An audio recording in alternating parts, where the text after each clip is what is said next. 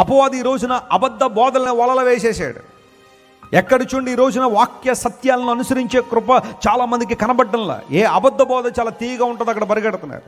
వాక్య విరుద్ధమైన బోధలు చాలామంది వింటూ దేవుని వాక్యాన్ని విస్మరించి అబద్ధ బోధలను వలల్లో పడిపోయి దేవుని దూరం అయిపోతున్న వాళ్ళు చాలామంది ఉన్నారు. జాగ్రత్త సుమ. ఏదైనా అబద్ధ బోధ నీకు అందించబడుతున్నప్పుడు చాలా స్వీట్గా ఉంటుంది, అది ఏదో కొత్తగా ఉన్నట్టు అనిపిస్తుంది, అరే ఇప్పటిదాకా మనం వినలేదన్నట్టు అనిపిస్తుంది.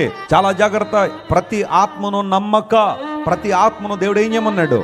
పరీక్షించమన్న. టెస్ట్ ఎవ్రీ స్పిరిట్ అని దేవుని వాక్యంలో రాయబడి. ఏ బోధ నీకు అందించబడుతుంటే అన్ని దేవుని వాక్యాలు కాదు. యూట్యూబ్లో వచ్చిన తర్వాత, సోషల్ మీడియా వచ్చిన తర్వాత స్పీకర్ల పేరు వినేవాళ్ళ కన్నా, చెప్పండి, వినేవాళ్ళ కన్నా ఇప్పుడు ఎవరు ఎక్కువైపోయారు?